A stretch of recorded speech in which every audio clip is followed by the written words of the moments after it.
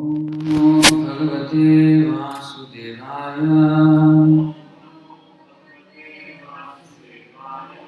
ओम नमो भगवते वासुदेवाय। ओम नमो भगवते वासुदेवाय।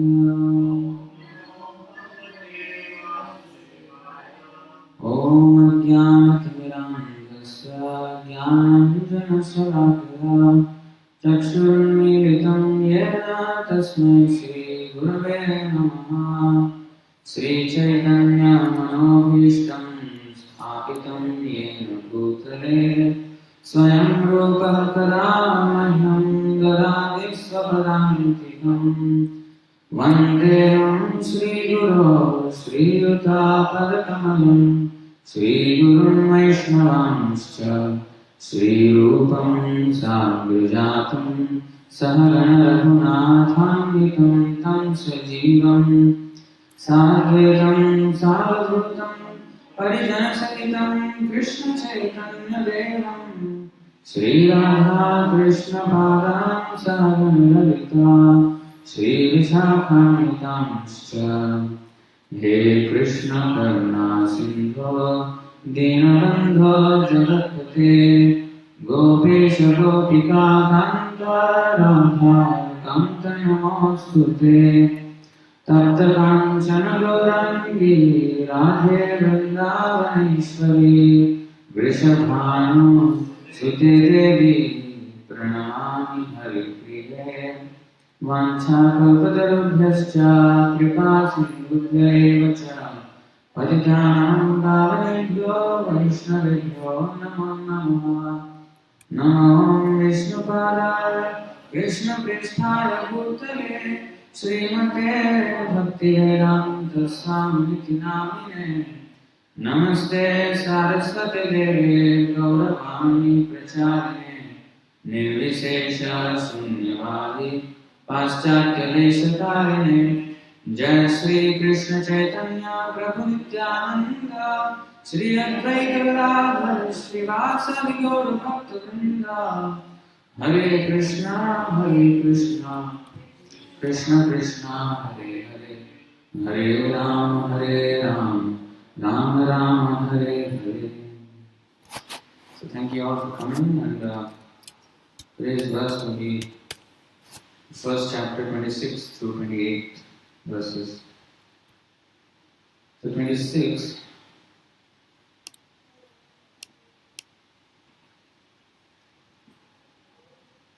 Tatra apashyat sthitan partha pitrin atha pitamahan acharyan मातुलान भ्रातॄन पुत्रान पौत्रान सखीन तथा श्वशुरान सुहृदः च एव सेनयोः उभयोः अपि.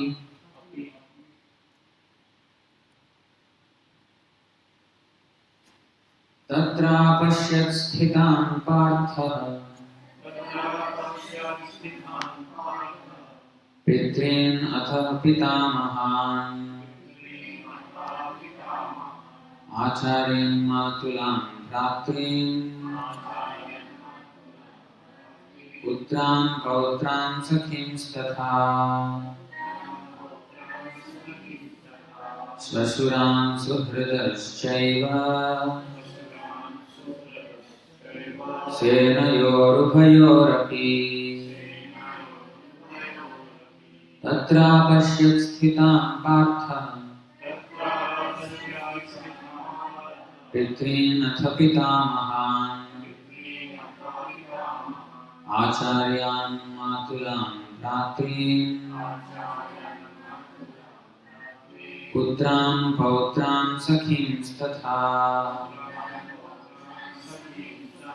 श्वशुरान् सुहृदश्चैव सेनयोरुभयोरपि तत्रापश्य स्थितान् पार्थः पितॄनथ पितामहान् आचार्यान् मातुलान् भ्रातॄन् पुत्रान् पौत्रान् सखींस्तथा श्वशुरान् सुहृदश्चैव सेनयोरुभयोरपि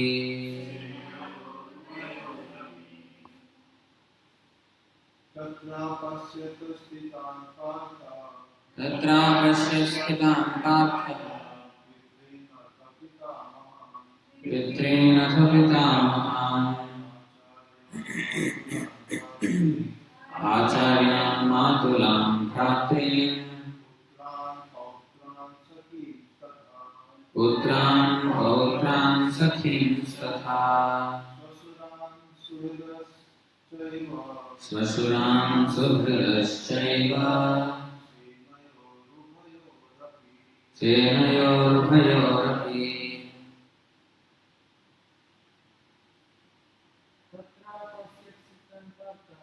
तत्रापश्य स्थितान् पार्थः पितॄनथ पितामहान् आचार्यान् मातुलान् भ्रातॄन् पुत्रान् पौत्रान् सखींस्तथा श्वशुरान् सुहृदश्चैव सेनयोरुभयोरपि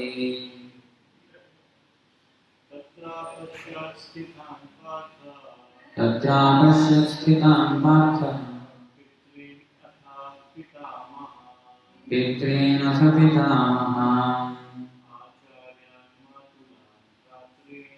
आचार्यान् मातुलान् भ्रातॄन् पुत्रान् पौत्रान् सखींस्तथा श्वशुरान् सुहृदश्चैव सेनयोरुभयोरपि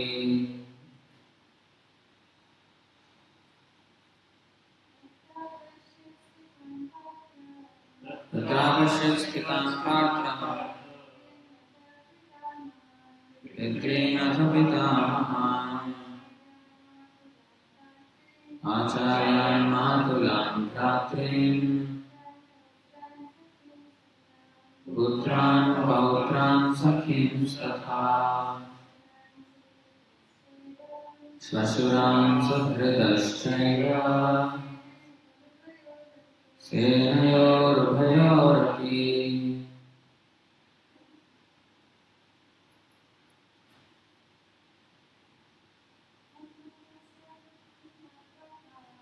तत्रापश्य स्थितान् पार्थः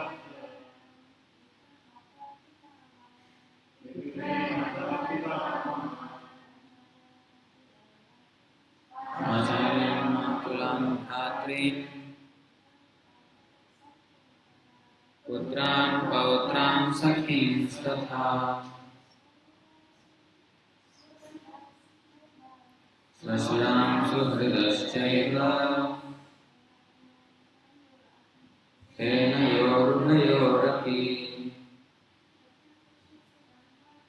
तत्रापश्य स्थितान् पार्थः पितॄनथ पितामहान् आचार्यान् मातुलान् भ्रातॄन् पुत्रान् पौत्रान् सखींस्तथा श्वशुरान् सुहृदश्चैव सेनयोरुभयोरपि तत्र there apashyat he could see sthitan standing Partha Arjuna Pitreen fathers Atha also Pitamahan grandfathers Acharyan teachers Matulan maternal uncles Bhratrin, brothers, Putran, sons, Pautran, grandsons, Sakhim, friends, Tatha, two, Swasuran, fathers-in-law, Suhridah, well-wishers, Cha, also, Eva, certainly, Senayo, of the armies, Ubhayo, of both parties, Api, including. Translation purport by His Divine Grace A.C. Bhaktivedanta Swami Srila Prabhupada. Translation: there Arjuna could see within the midst of the armies of both parties his fathers, his grandfathers, teachers, maternal uncles, brothers, sons, grandsons, friends, and also his fathers-in-law and well-wishers. Please repeat. There Arjuna could see within the midst of the armies of both parties his fathers, grandfathers, teachers, maternal uncles, brothers, sons, grandsons, friends, and also his fathers-in-law and well-wishers. Purport: on the battlefield, Arjuna could see all kinds of relatives. He could see persons like Purushrava, who was his father's contemporaries, grandfathers Bhishma and Somadatta, teachers like Dronacharya and Kripacharya, maternal uncles like Shalya and Shakuni, brothers like Duryodhan, sons like Lakshmana, friends like Ashwathama, well-wishers like Kritavarma, etc. He could see also the armies which contained many of his friends. So we'll read on to the 27th verse. Tan samikshya sa kaunteyah sarvan bandho navasthitan kripaya parya vishto vishidan nidam abravit. When the son of Kunti, Arjuna, saw all these different grades of relatives, of friends and relatives, he became overwhelmed with compassion and spoke thus. 28. Arjuna uvacha Drishtvaimam svajanam Krishna yuyutsam samupasthitam sidanti mama gatrani mukham cha parishusyati. Arjuna said, my dear Krishna, seeing my friends and relatives present before me in such a fighting spirit, I feel the limbs of my body quivering and my mouth drying up. Purport: any man who has genuine devotion to the Lord has all the good qualities which are found in godly persons or in the demigods, whereas the non-devotee, however advanced he may be in material qualifications by education and culture, lacks in godly qualities. As such, Arjuna, just after seeing his kinsmen, friends and relatives on the battlefield, was at once overwhelmed by compassion for them who had so decided to fight amongst themselves. As far as his soldiers were concerned, he was sympathetic from the beginning, but he felt compassion even for the soldiers of the opposite party, foreseeing their imminent death. And while he was so thinking, the limbs of his body began to quiver and his mouth became dry. He was more or less astonished to see their fighting spirit. Practically the whole community, all blood relatives of Arjuna, had come to fight with him. This overwhelmed the kind devotee like Arjuna. Although it is not mentioned here, still one can easily imagine that not only were Arjuna's bodily limbs quivering and his mouth drying up, but he was also crying out of compassion. Such symptoms in Arjuna were not due to weakness, but to his soft-heartedness, a characteristic of a pure devotee of the Lord. It is said, therefore, Yasyasti bhaktir bhagavatya kinchana sarvair gunaistatra samasate suraha harava bhaktasya kuto mahadguna manorathena sati bhavato bhaye. One who has unflinching devotion for the personality of Godhead has all the good qualities of the demigods. But one who is not a devotee of the Lord has only material qualifications that are of little value. This is because he is hovering on the mental plane and is certain to be attracted by the glaring material energy. Srimad Bhagavatam, Canto 5, Chapter 18, Text 12. Oh, I'm actually reading this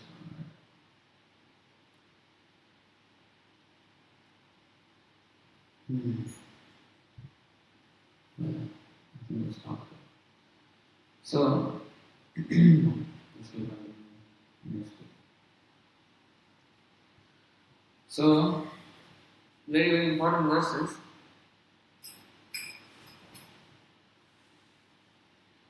Especially at this juncture of time. I don't know if some of you know. There are some of the devotees who were here with us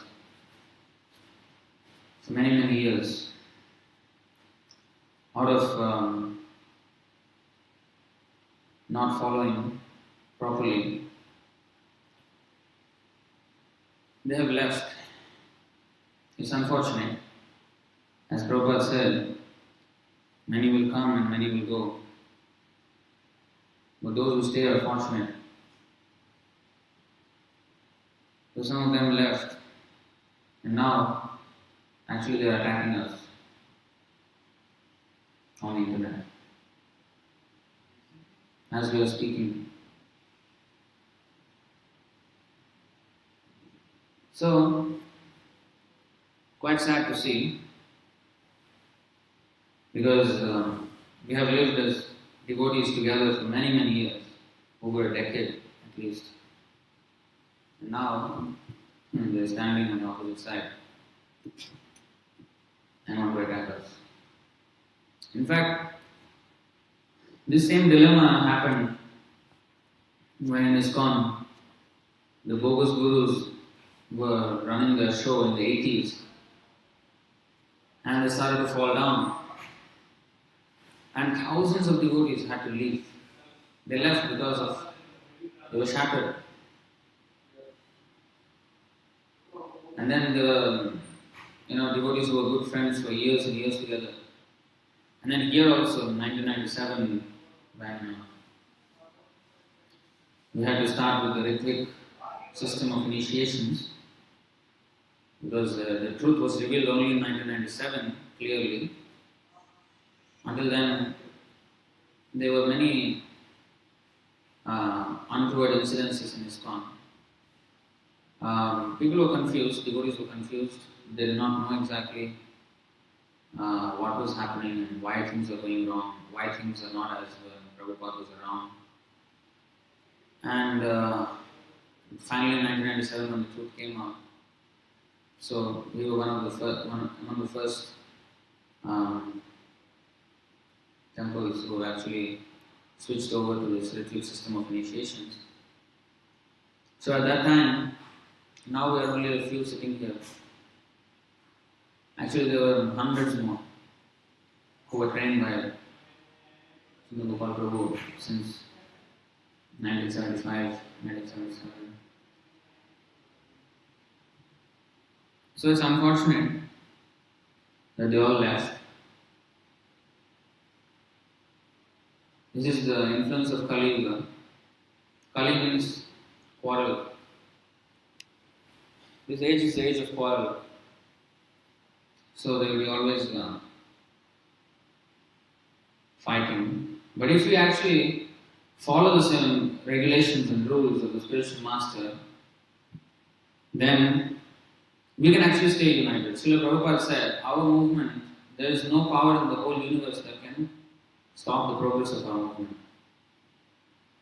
It can only be stopped from within.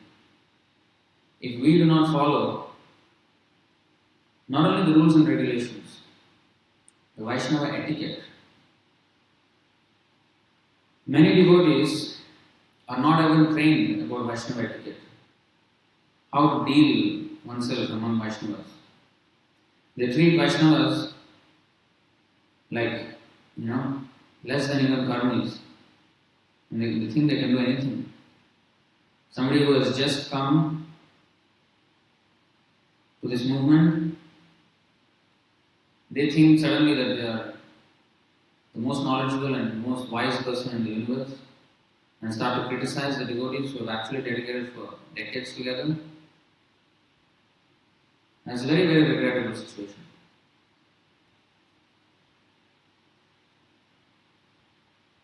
This is because there is no humility. Vaishnava etiquette is built on this principle of humility. It's the core of Vaishnava's life. Why Chaitanya Mahaprabhu said, Trinadata Sunichana? Why did he say? Why are we chanting the Sikshashtaka every day morning?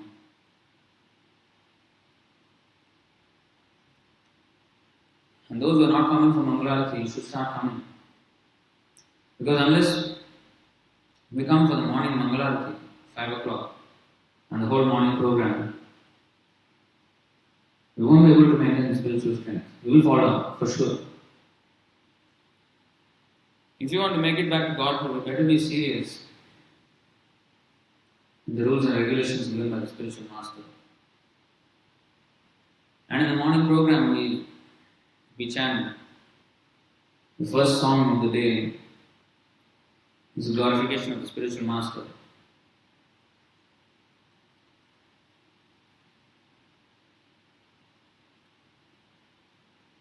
How he, is very pleased when he sees all devotees together, taking prasadam together, conversing together, doing services together.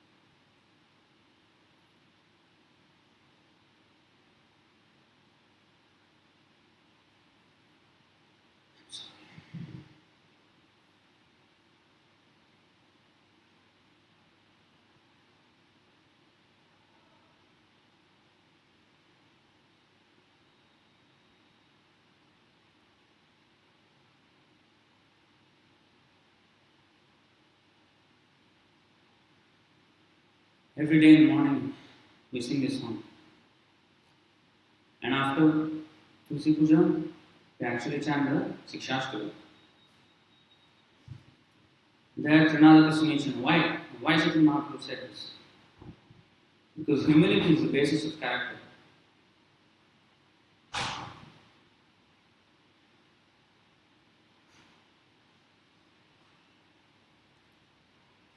The entire behavior of a Vaishnava is based on humility. It's called Hatimata, mad elephant offense. Sri Chaitanya Mahaprabhu in the Madhya Leela explains that a devotee is like a gardener.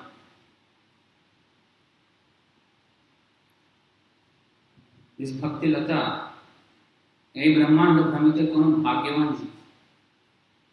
Brahmanda Brahmita means we are traversing in this universe, up and down in different species of life in different planets. Only a very fortunate soul, extremely fortunate soul, will come into contact with a pure devotee. And he will get the seed of devotional service by the mercy of Guru and Krishna. That's not the be all and end all of devotional service, that's just the beginning. When you have a seed, you need to sow it in soil. And you got to water it. Not 1 day, 2 days.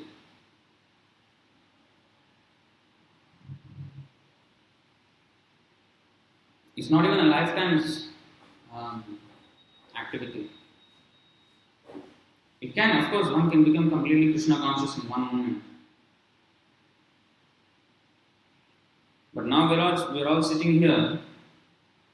We may have, like for example, we go out to collect donations or distribute goods. So the people who give there, they are making a start. So when they will come and dedicate their whole life to Krishna, that's not clear. But at least they are making a start.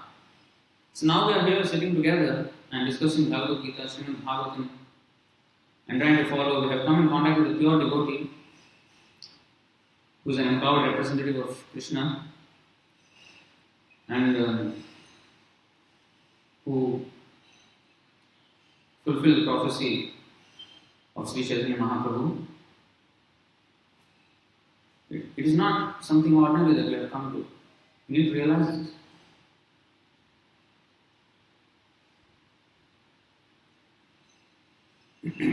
Unfortunately, these devotees take it far too cheaply. They do not know what they have gained. They are throwing it away. So a devotee, he needs to cultivate the creeper of devotional service. It's a creeper, it's a lata. It's not a strong tree. It's very, very delicate. And a little inattention in this path will fall down. Shuddha Siddhara.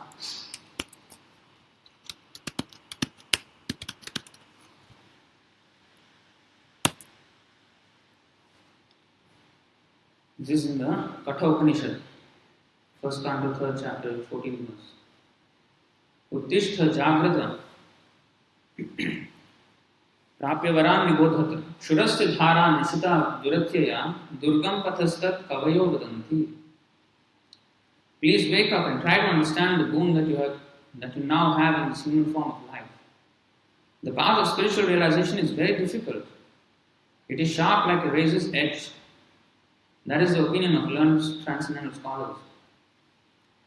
At least for the men, those who shave, they know a little inattention will immediately cause a cut and bleeding.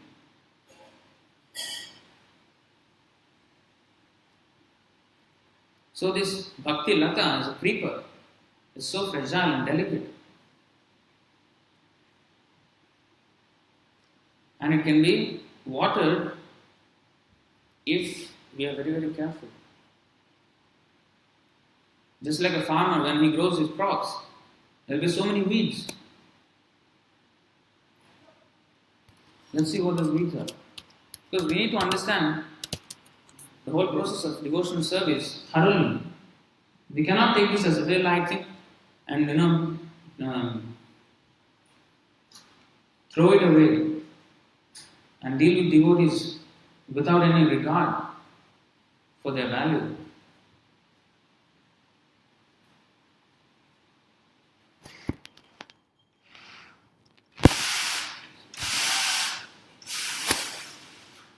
Nishiddhachara Kutinati Jivahinsan Labha Puja Pratisthadiyata Upashakagan.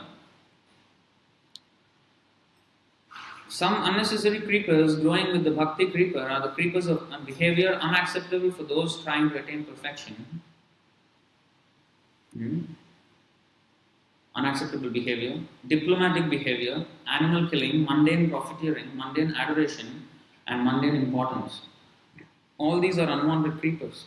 So there are so many creepers and so many weeds that will damage this creeper. And there will be pests and insects like locusts which damage the crop. And of all things that can damage the lata, the bhakti lata, the worst is the hathi mata.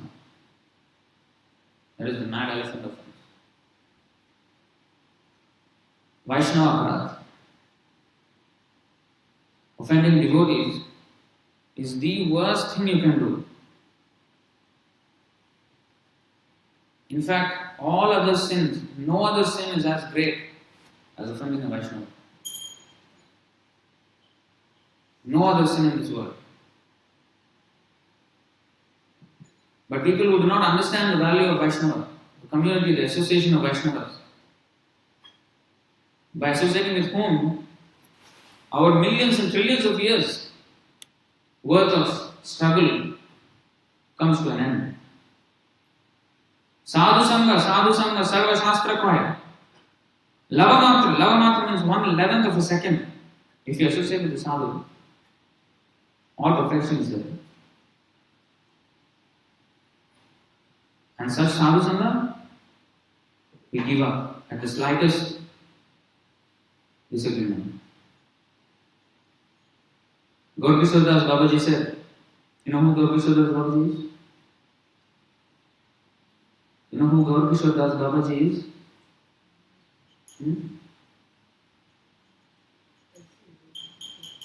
Who is he? Srila Prabhupada's Guru's Guru, Paramaguru. Guru's Guru is Paramaguru, like our Guru is Prabhupada. Our Paramaguru is Bhaktisiddhanta Saraswati Thakur. So Srila Prabhupada's Paramaguru is Srila Gaur Kishore Das Babaji Maharaj. You should know who are these personalities. Shah Rukh Khan, Salman Khan, we will know. Rajnikant, Vijay. When it comes to Acharya, who don't know who is that? So he said that a man is prepared to take all harsh language from his wife and children. He will work hard day and night to bring them the means for their livelihood. And still the wife will throw harsh words at him. But he will still be with her whole life. And children. Whole life. And still continue to serve them. But when a devotee says something for his own benefit, it may sound a bit harsh because of his attachment. He cannot immediately understand the value of those harsh words, which are actually meant to drive away the ghost of Maya. When a devotee, just like when a person haunted by a ghost, you go to the exorcist, he will shout something, at the person. Actually, he's not shouting at the person. He's shouting at the ghost who has possessed that person. So, a devotee is sometimes harsh, especially a spiritual master who is training his disciples. Is sometimes harsh to correct the disciple. Sadhu is not a sweet talker. Yeah, we can sweet talk, but how will we help? We need to point out what is the mistake so that they can correct.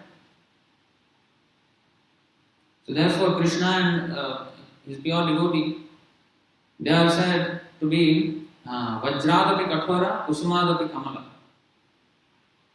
What is that? Vajradapi Kathora. They are harder than the thunderbolt. At the same time, they are softer than the rose. At heart, they are very soft. But in order to train the disciple, they can be very hard.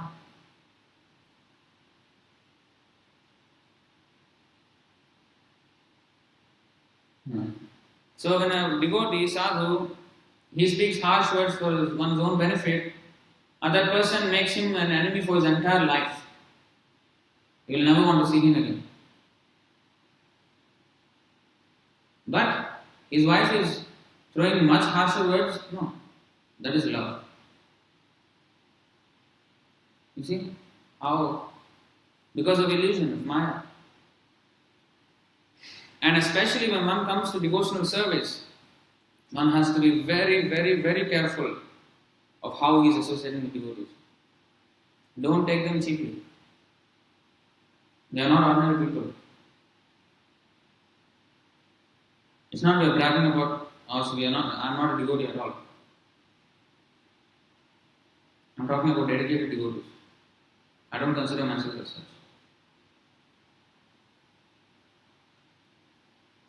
If we don't understand this principle, then we are digging our spiritual grave. We are shooting ourselves on the head. And that's what some devotees have become bent upon doing now. They want to shoot themselves in the head. They say you shoot yourself in the foot. No, they just want to shoot themselves in the head. That's what they're doing. It's so regrettable. So why I'm saying this, like Arjuna, he had to deal with his family members. How you will have the heart to kill all of them standing together in such a fighting spirit? Actually, Krishna, he later on chastises Arjuna, saying that how come you have become so weak-hearted? Actually, Krishna had took the situation in another angle, because there are always multiple layers to what Krishna does. Krishna does many things in one Leela. He is the Supreme Personality of God, but each of his actions has multiple, meanings. So, actually, Arjuna is with Krishna always. When Krishna Surya Sama, Krishna is like the sun. When you are facing the sun, where is the darkness? There is no darkness. Krishna Surya Sama, Maya Andhakar. Andhakar means what? Darkness. Maya is like darkness. Krishna is like Surya. Surya means sun. So it's so bright sun, there is no question of darkness. Yahan Krishna, tahan nahi Maya Rathika. I mean, wherever there is Krishna, there is no adhikar, there is no authority of Maya at all. Maya is driven away. Maya is ashamed at the presence of Krishna. So how can Arjuna be in Maya if he is with Krishna? Whether you speak to Krishna, or whether you see him, or whether you hear from him, it's the same. You are associating with him. So he is already associating with Krishna. So how is he in ignorance? He is not. His soft-heartedness is actually not a weakness. It's actually the sign of a devotee. Yasyasti bhakti, Prabhupada quoted from the 5th canto of Bhagavatam. Yasyasti bhakti bhagavati akinchana. Devotee has all the good qualities automatically. So although he was the greatest warrior, he's not that he was trembling because all kind of powerful warriors are there and I will die at their hands. No, he was not afraid of them. He was not afraid. He was quivering because he was astonished. How is it that they have taken such determination to fight? A devotee genuinely feels like this. Similarly, we are also feeling the same way. How have these people who have been here for so long have taken such a determination to fight against us? It's so regrettable. But it is happening, it's the truth. And for Krishna's sake, for the movement's sake, we cannot compromise. Yes, we can be compassionate in all that. Like now, when Arjuna had to face it, yes, he can be compassionate, but Krishna said no. This is not the time to be compassionate on a battlefield.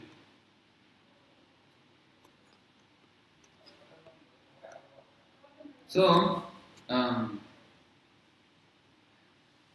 Arjuna was seeing from a Vaishnava's point of view. Because the reason for all this fight was just to get some kingdom.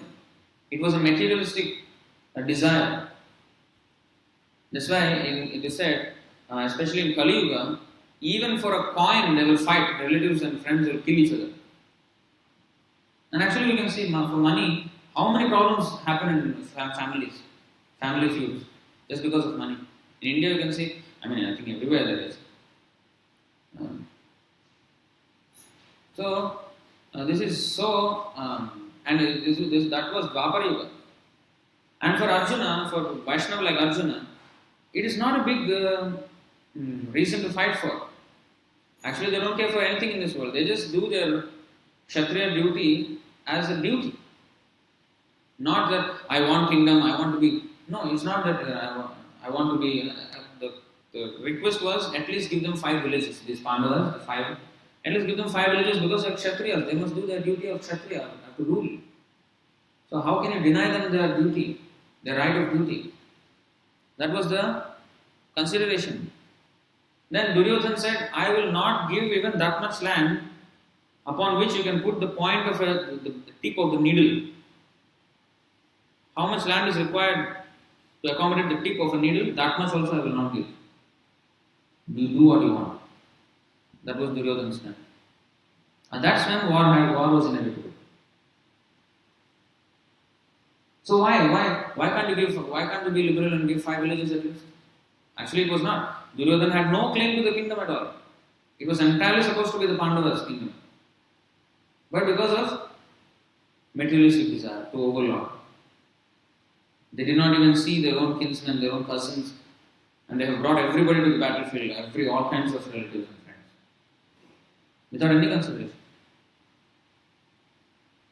So, Arjuna was actually lamenting on that principle as a Vaishnava. But of course, Krishna took it to a different level to teach us. See, he at the one point, on one side, he is showing the good qualities of Arjuna. At the same time, Krishna is chastising him. This is weakness, because it can appear the same. A Vaishnava feeling for another Vaishnava or for others may appear because affection can appear the same as material affection. So Krishna took on that angle that you are affectionate to your family, and in fact Arjuna uses the word svajana in this verse. If you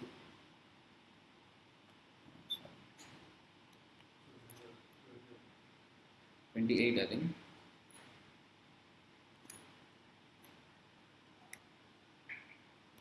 You see, Swajanam. Drishtvenam Swajanam Krishna. Swajanam means what? My people. This aham mameti, my, me and mine, comes from this basic principle of sex life. Then it expands to me, and then my wife, and then my family, and then my home, my children, my relatives, my friends. In this way, my. So this is a material consideration. Swajanam Krishna. See? Is a consideration, material consideration is being will be highlighted later by Krishna. Although as a Vaishnava he was feeling these things. Yeah? But yeah, so this is the thing. When there is a matter of duty, when we have to choose between attachment and duty, we need to always go for duty. Like Ramchandra Bhagavan. His attachment was questioned to Sita. Even after she walked through the fire, people spoke harshly, saying that, she lived with another man for so long and still Ram accepted her. Although Sita was completely pure, even fire couldn't burn her. Fire is considered the purest element.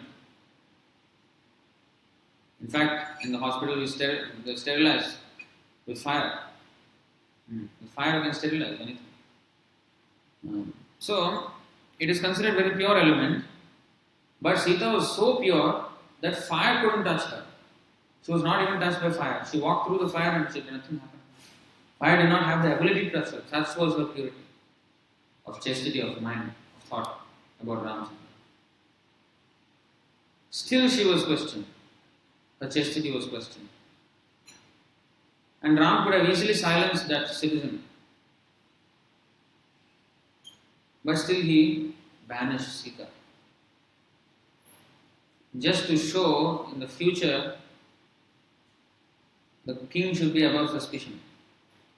And also as a duty, one should be fixed in his duty. Of course his duty could have also been to punish that person who said. But if, that also could have been done. But in order to have complete trust of the people, he banished Sita even when she was pregnant. So, duty comes first. So in this way, Arjuna was asked to fight. It's your duty. And duty means how sometimes it becomes difficult to discern between duty and attachment. People say, my duty is to provide for my family. That's your attachment. And that is attachment. We don't say that you give up. As a matter of duty, do it. But then, that is not your be-all and end-all duty. Your real duty is to advance in spiritual life and advance your family in spiritual life. This is the real duty. So we have to take up that duty. Wow. So simply providing for family members that any animal also can do. Why we have to have a human body to do that? We are studying hard and writing exams, papers, this, that, assignments, just to feed ourselves and our family. For 25 years we are studying, 20 years at least. So, why? The animals are feeding from day one. So without much effort. So why we should have human body for that? And that can be done in any life. Janame janame sab pita mata paye. Guru Krishna nahi mile bhaja hari jai. Every life we can get mata pita. Many people say my mother is my God. And every cat, dog and insect also has mother. Mother is not. Mother is the first shelter, yes. But then, every life you can have mother and father. It is not a very great achievement. It will automatically achieve because we have to be born. So, janame sab pita mata. Sab, everybody. Pita mata paya. But Guru Krishna nahi mile bhaja hari jai. It is very, very difficult to get Guru and Krishna. When we say very difficult, it is an understatement. It's like very, very, very, you can write a million times and then still it's an understatement. So we have to take it very seriously and protect it as if it's the most valuable gem. Just like if we have gold or diamond, like this big diamond, how will we keep it? We just throw it and throw it. We don't do that. We'll keep it. How much protection we will give? That much protection we should give our own devotional life. We cannot be careless and commit this Hatimatha, mad elephant offense. If a mad elephant enters a garden, what will happen? Everything will be destroyed. And that is what will happen to our devotional life if we start to offend Vaishnavas. Why do we chant the offenses, the 10 offenses in the morning? What is the first offense? To blaspheme the devotees who have dedicated their lives for propagating the holy name of the Lord all over the world. This is a cheap thing. Krishna himself is glorifying those who have dedicated their life. Gopis are glorifying those who have dedicated their lives to Krishna. Gopis, the highest devotees, they are glorifying the preachers. What is the number of the verse?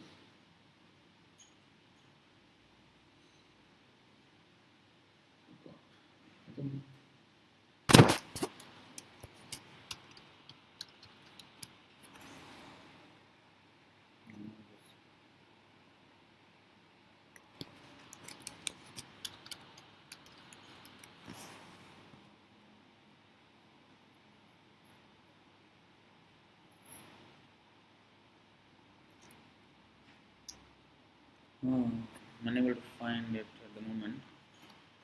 Just to learn the verse. Anyway. But the gopis, they are actually, when they were searching for Krishna, they were glorifying the preachers, Glorifying the preachers. So, it is Krishna himself said,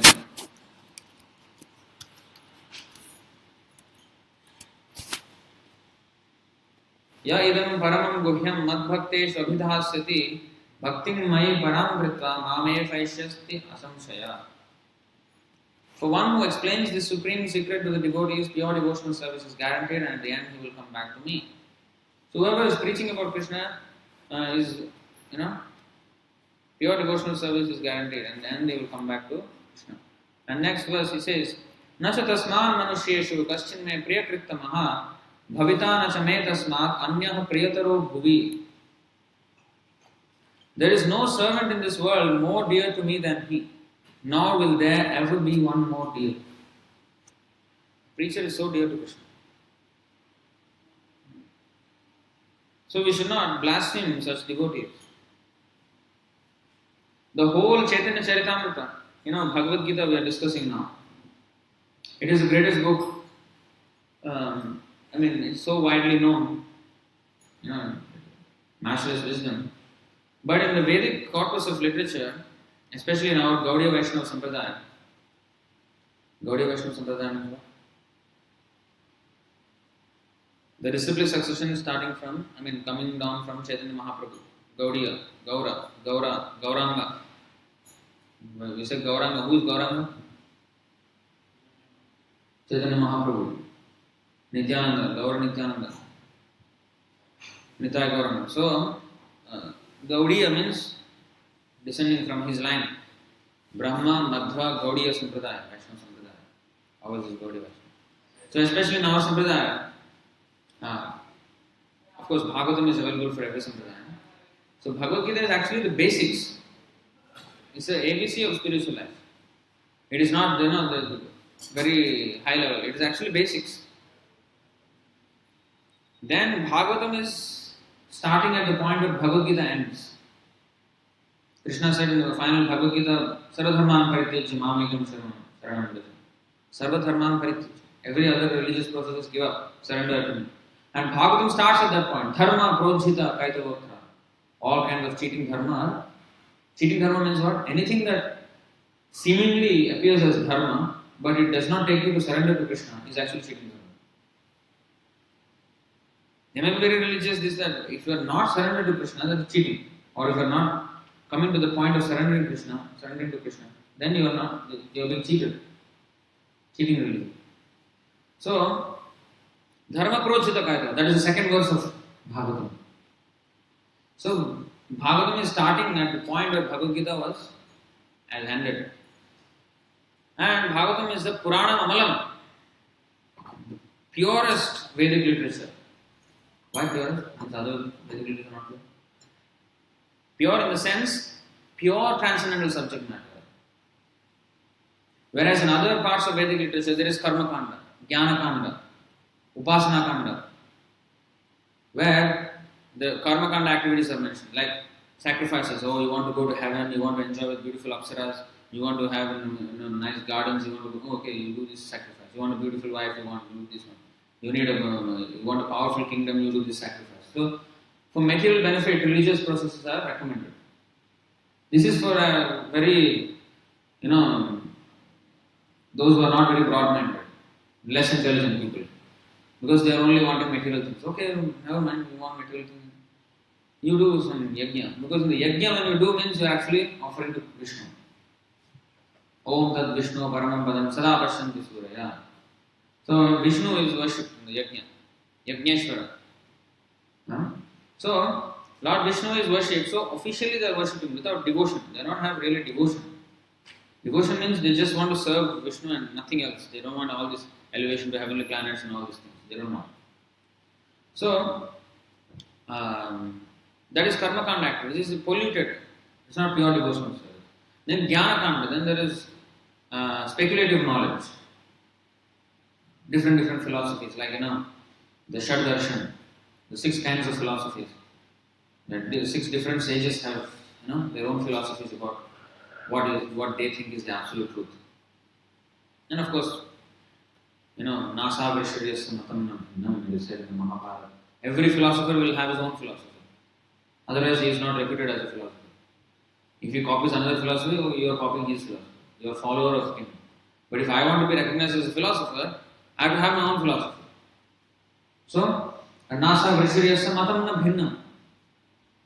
All their opinions will be different, every philosopher. So, there are so many philosophies like this. Is all speculation, Jnana Kanda. Then Upasana Kanda, worship of the demigods. Finally, there is this Amalam Puranam. Amalam means spotless, pure. That is a Bhagavatam, which is only talking about devotional service to Krishna. Above even Srimad Bhagavatam, above even such a exalted Vedic literature is another book, especially in our Sampradaya. That is Chaitanya Charitamrita, the life of Chaitanya Mahaprabhu. And all devotees must read this book if you are serious about spiritual life. It is, I think, 9 volumes. Like Bhagavatam is 18 volumes, this is 9 volumes. Around that. I think 11,555 verses in total. So, This book is a must for all devotees. If you want to understand Vaishnava etiquette and why it is so high, even higher than even Srimad Bhagavatam. Because in that book, the only topic is Vaishnava etiquette. The whole theme of Chaitanya Charitamrita is Vaishnava etiquette. Chaitanya Mahaprabhu, who is Krishna himself, came down as a devotee and is teaching how to behave like a devotee.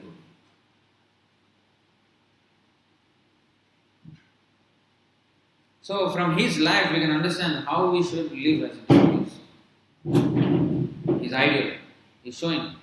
Because Krishna said, Sarvadharman paritijya mamekam, become my devotee. Manmana bhava madbhakta.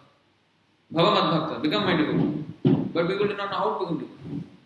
So he said, okay, I'll show you how to become devotee. And he came as devotee, Chaitanya Mahaprabhu. And he showed how to become devotee. And if you read Chaitanya Charitamrita, you will know how much valuable Vaishnavas are.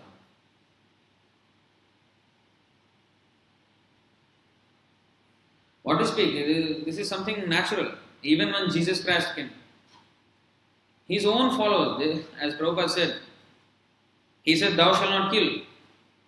And they killed him first. They killed him first. Who killed? Not somebody outside, his own man killed him. So, this is something which in the material world we cannot avoid. There will be some people like that. What to do? We just have to pray to Krishna to give them good intelligence. So anyway, we should not take this lightly. And Arjuna's compassion for his so-called relatives is on this platform. How they have taken up such a fighting spirit. His body was quivering. He was crying. This is a symptom of Vaishnava. He don't want to fight. Ajata Shatru. What is another name of Vaishnava? Ajata Shatru. What is the symptoms of Vaishnava? What is that?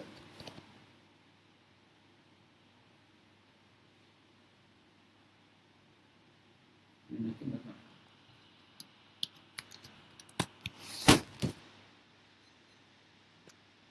Titikshavaha karunika suhritas sarvadehinam ajata shatravah shanta sadhavas sadhubhushana.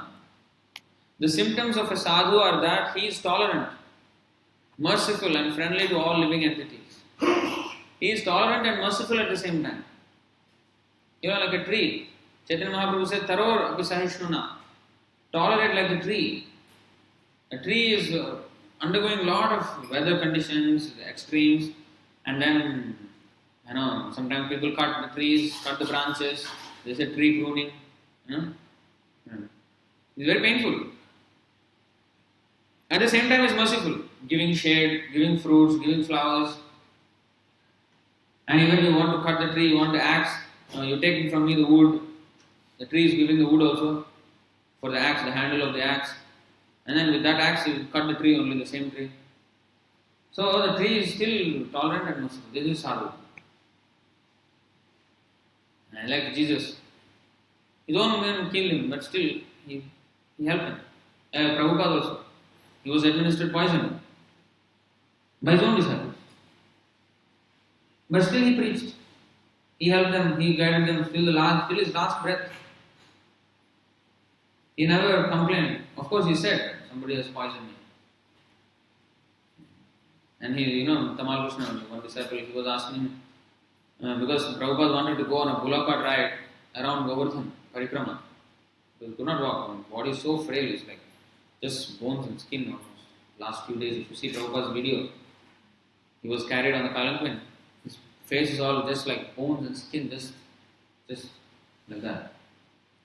So, in that stage, he wanted to do Govardhan Parikrama on the circumambulation Govardhan, 22 kilometers on the bullock cart. No, at that time, what kind of road? Now also it is still bad. Those days, you can just imagine. So, one of his disciples said, Prabhupada, you know, your body is so fragile now, you won't last a ride like that. Then Prabhupada said, either Ram will kill or Ravan will kill. Better to be killed by Ram.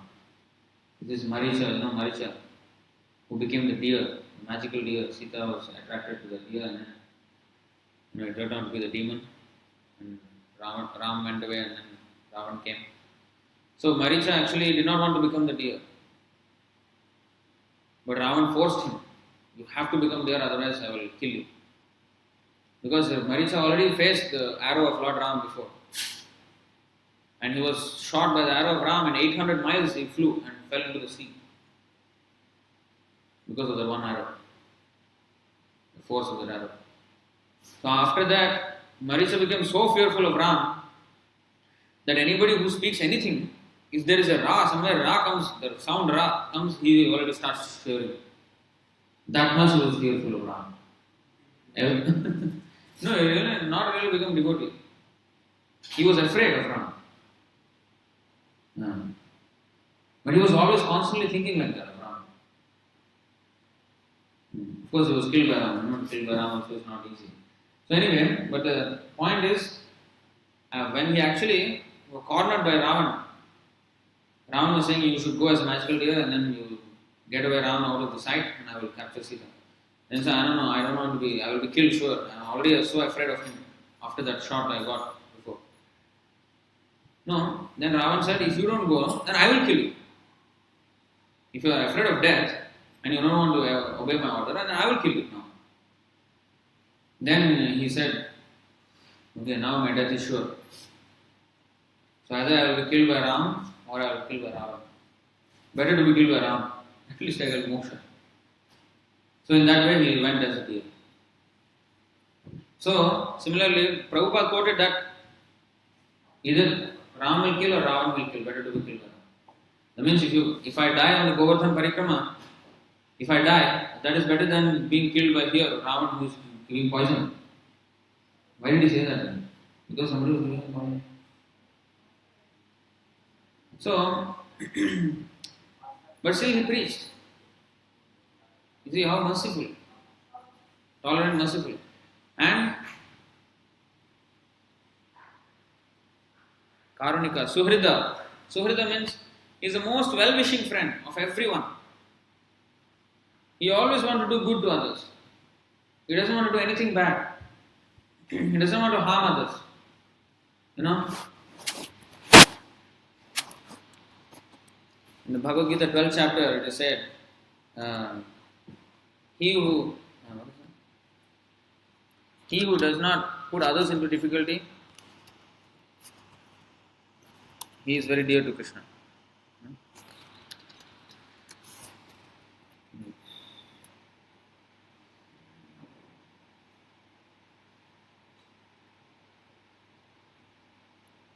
He by whom no one is put into difficulty and who is not disturbed by anyone, both ways. He does not want to give disturbance to others and he is not disturbed by others. Who is equipoised in happiness and distress, fear and anxiety is very dear to me. See? So Suhrida, even more than this, Suhrida is even much more than this. Suhrida means he actually wishes the best for the other person. That is Suhrida. The Suhrida is actually, the meaning is friend. In English if you translate, it's an imperfect translation, friend. But in Sanskrit for the word friend, we have many words. Mitra, Sakha, Bandhu. Then there is Suhrit. Suhrit means the most confidential, well-wishing friend. Mitra is official, Sakha, Bandhu. And these are like, casual or, not so deep friends. Suhrita means deep friend. So Sarvadehina, all living entities. Ajata Shatru. Ajata Shatru means he has no enemies. He does not consider anyone as his enemy. Others may consider him as enemy. That is there. But he will not consider them as his enemy. Shanta, he is always peaceful. Sadhava, Sadhu, Bhushan. Bhushan, what is Bhushan? What is Bhushan? Ornaments. Decorations, the ornaments.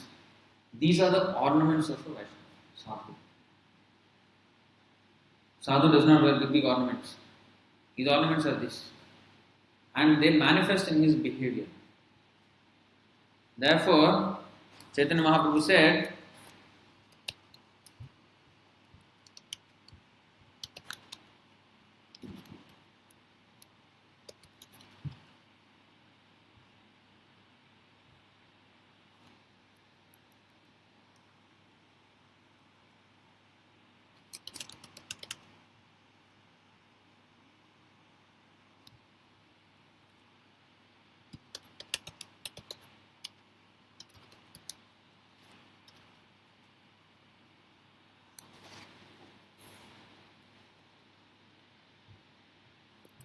yes. See the last. यद्यपियो तुम्हें how जगत पावन तोमा स्पर्शे पवित्र होय देव मुनिगण तथापि भक्त स्वभाव मर्यादा रक्षण मर्यादा पालन होय साधुर Bhushan. Again, sadhur bhushan, the ornament of sadhu. What is that? My dear Sanatan, although you are the deliverer of the entire universe and although even the demigods and great saints are purified by touching you, it is a characteristic of a devotee to observe. You see, it is a characteristic of a devotee to observe and protect the Vaishnava etiquette. Maintenance of the Vaishnava etiquette is the ornament of a devotee. This is, you have to learn this verse by heart actually. Even I didn't know this by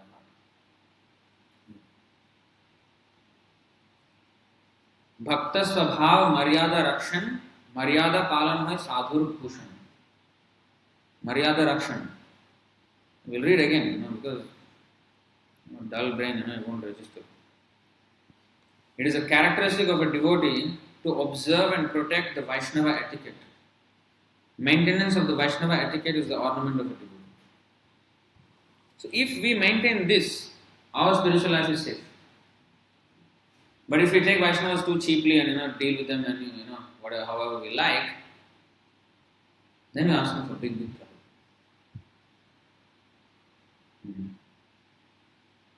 So please take it very seriously. Devotional service is not just to come here, see Krishna, oh yes, beautiful and Buddha. I love Krishna, I am in love with Krishna. Please, there's a lot of ground to cover before you can come to even having any affection for Krishna in the first place. And if we cannot, before we love Krishna, as they say, if you love me, you love my dog first. So that's how Krishna is.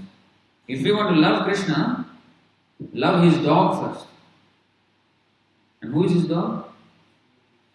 Yes, and especially the spiritual master and devotees. They are the dogs of Krishna. Love them first.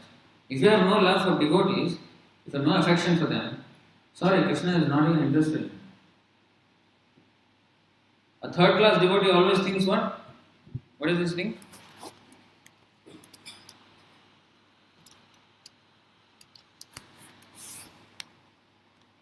This is a third class devotee.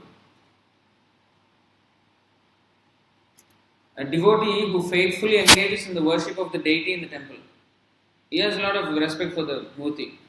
Krishna, Radha Krishna. Prabhupada even. Guru also he respect. But does not behave properly toward other devotees. Or people in general. Is called a Prakrita Bhakta, a materialistic devotee, and is considered to be in the lowest position. Of the three positions of devotees, Kanishta Adhikari is called the lowest, third class devotee. Kanishta Adhikari. Madhyama Adhikari is the second class devotee. What is second class devotee? What is his symptoms?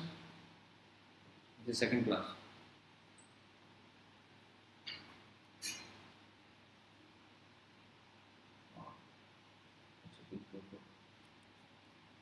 Same.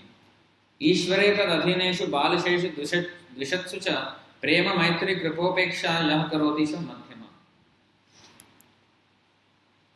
An intermediate or second class devotee called Madhyama Adhikari offers his love to the Supreme Personality of Godhead, 1. Is a sincere friend to all the devotees of the Lord, 2. Shows mercy to the ignorant people who are innocent and And last, he disregards those who are envious of the Supreme Personality of Godhead, or even who are envious of his devotees. He neglects, disregards. So he has 4 different activities. With the Lord, he tries to acquire his, achieve the love of Godhead. With devotees, he is a good friend. With innocent people, he is merciful to them. He teaches them Krishna consciousness. He preaches to them. And for the envious, he neglects it. So he sees this. Then there is a first class devotee.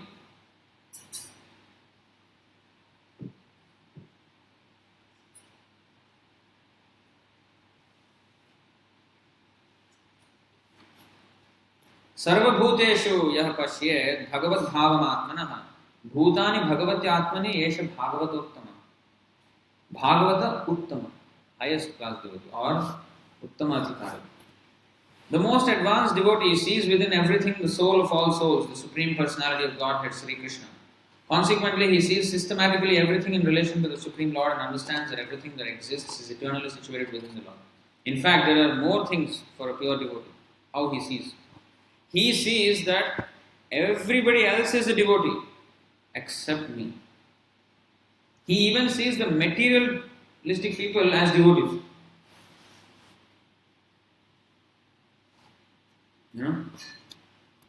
Suppose,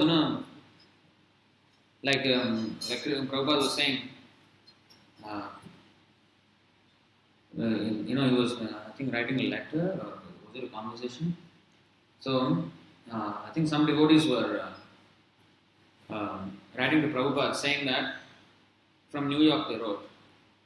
So the devotees were saying that, the Matajis, the ladies should not, they should have some separate ashram somewhere, there are too many ladies in the temple, they are coming and doing service, it's very disturbing. And Prabhupada said, if you go to the street, you will always see ladies anyway. So, it is not practical that they are somewhere else. In fact, on the other hand, we should change our vision. Instead of seeing the ladies as an object of enjoyment, sense enjoyment, see them as gopis of Krishna. They are to be enjoyed by Krishna, not for my enjoyment. They are meant for Krishna's enjoyment. Even a married man should see like that. My wife, my children, they are for Krishna's enjoyment, not for my enjoyment. In fact, there is a verse.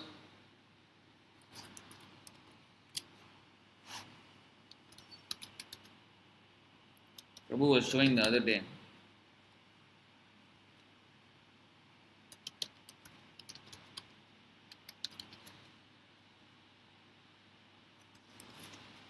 I hope I can find it. I'm not sure.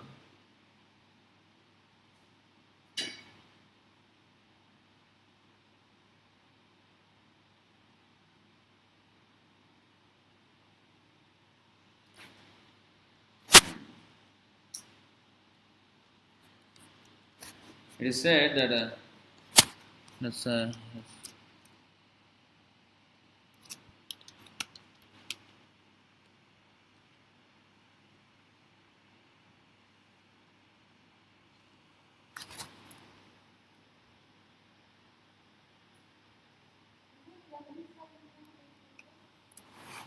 what?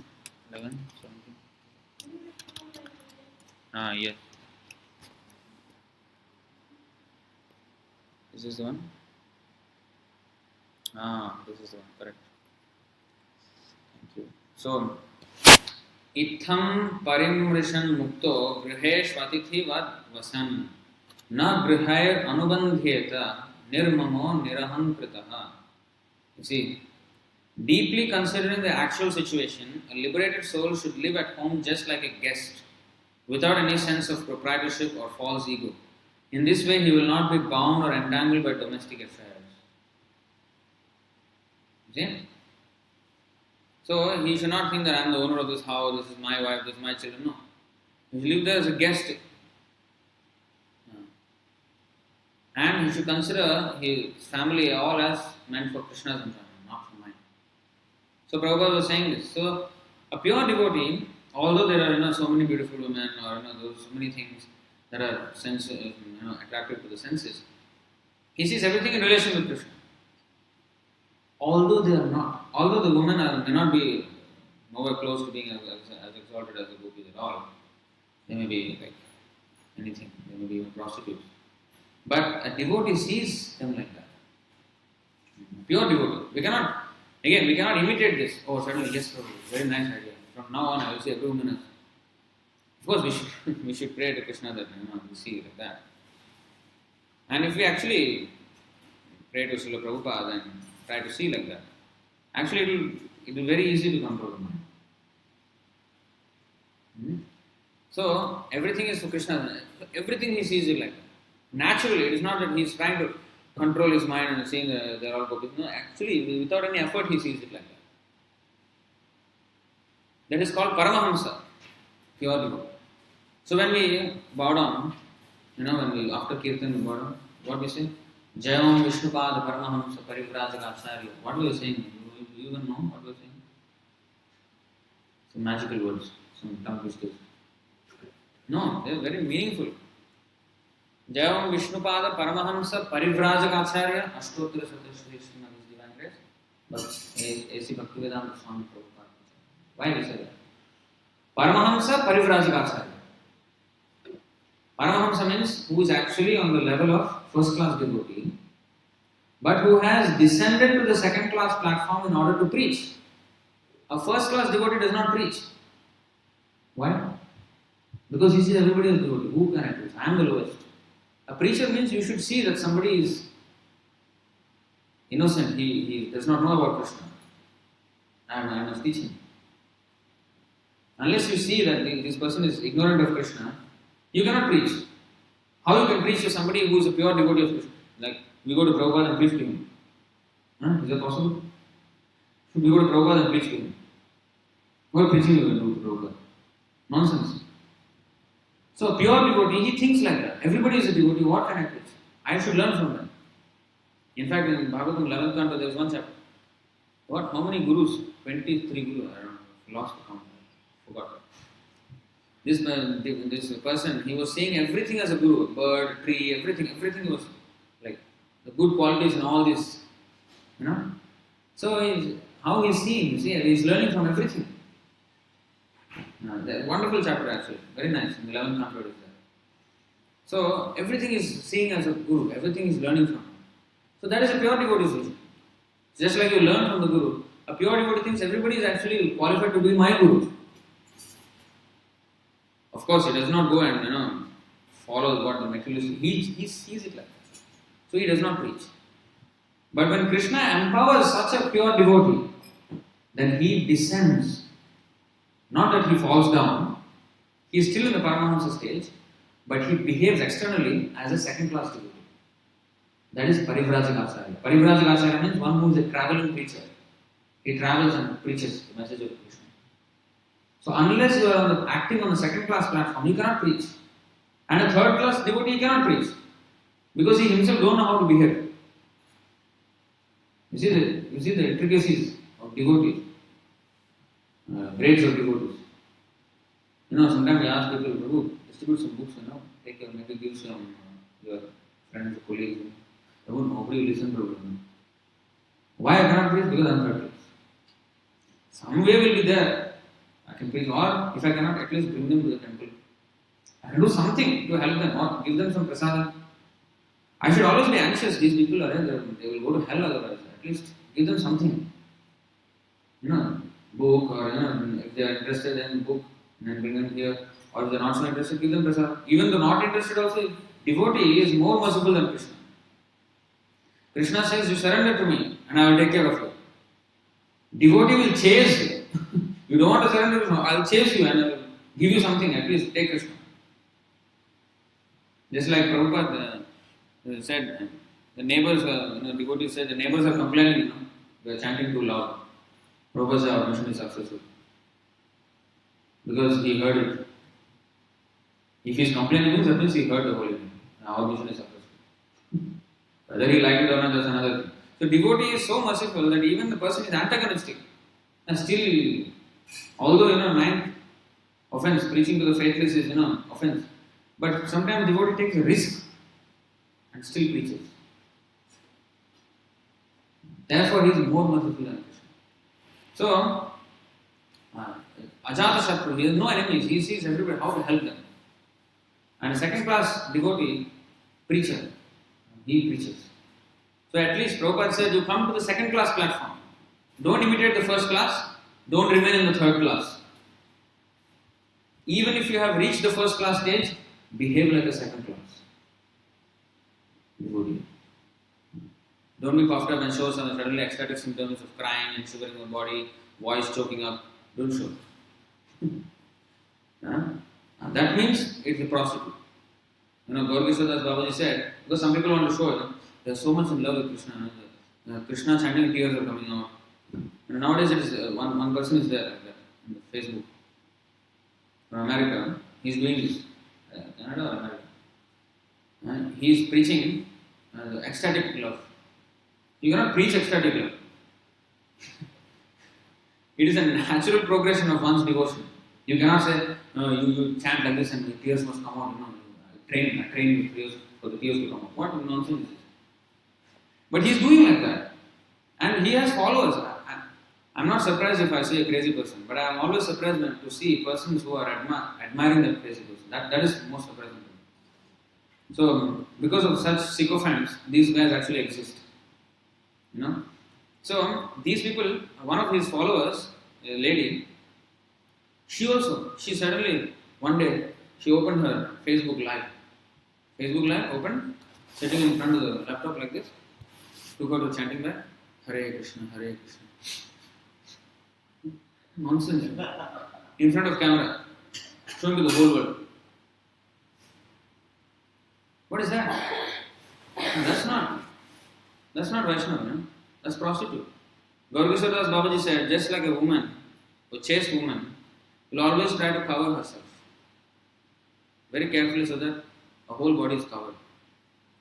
And similarly, a devotee who is very chaste to Krishna, devotee means very chaste to Krishna. He is not interested in simply, if I display some ecstatic symptom, people will see me as a great devotee. I will get some name and fame. No, he is not interested in this. So, such a chaste devotee, he hides his symptoms. Even if the symptoms are coming out, he tries to suppress them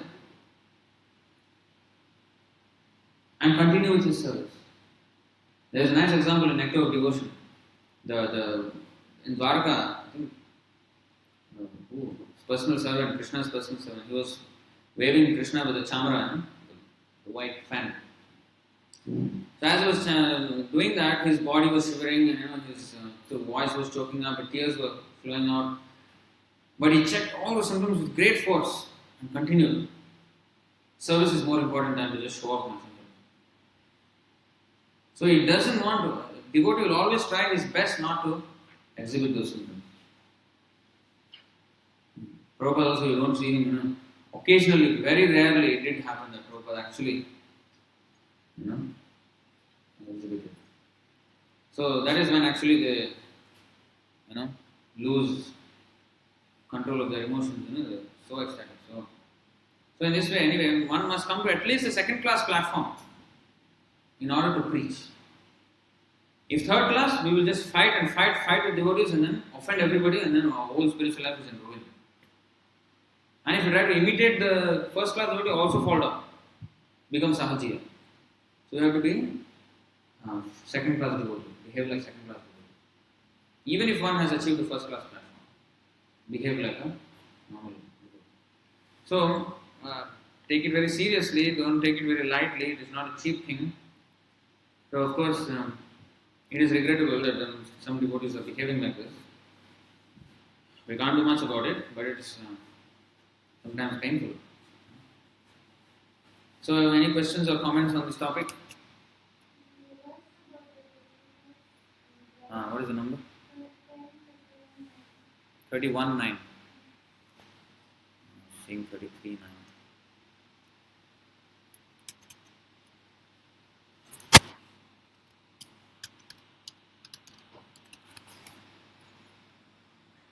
Yes, Tavakathamritam. Tava kathamritam tapta jivanam kavibhiriditam kalmashapaham shravanamangalam srimadatam bhuvigrinantiye bhurita jana.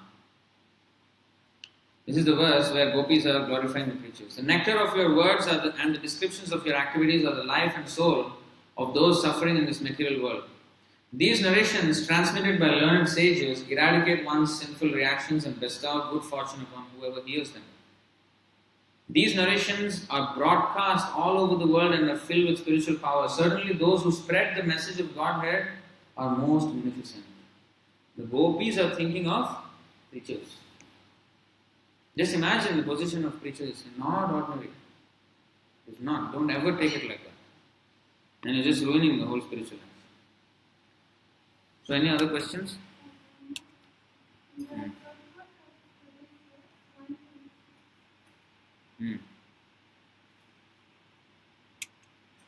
Oh, low battery. How much? 6%. Okay. What is it? 126. What is it? What is the...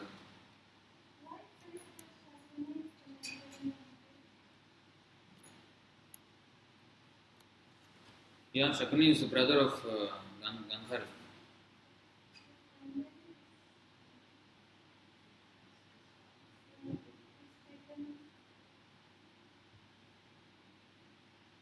Dhritarashtra, Gandhari.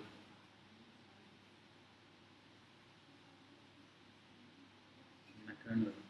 Kunti. No, he's saying that Dhritarashtra is from the paternal side of Arjuna, Pandu's brother. And here it is mentioned as maternal uncles. Huh? Paternal uncles were there, maternal uncles were there.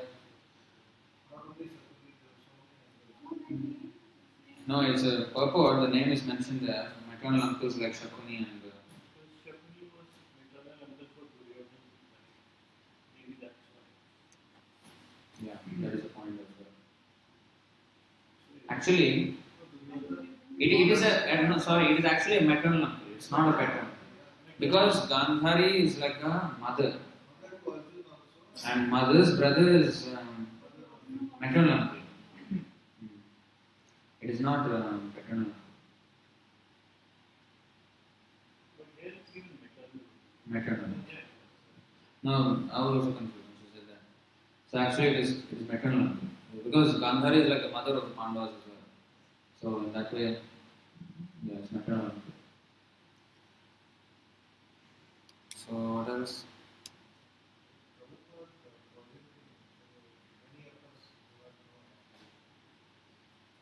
Anyway, nothing to dwell upon.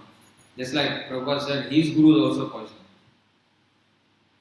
Srila Bhaktisiddhanta Saraswati Thakur also was poison. By one of the guru. This is envious. Those who want to become gurus immediately, quickly. So they will be, and Prabhupada did not dwell on it. He just carried on the instruction. And those who don't follow the instruction, they are still poisoning Prabhupada. Prabhupada is not just the vapu, the body, but also the instruction. No? So don't poison the instruction. Don't change the books and don't what is that?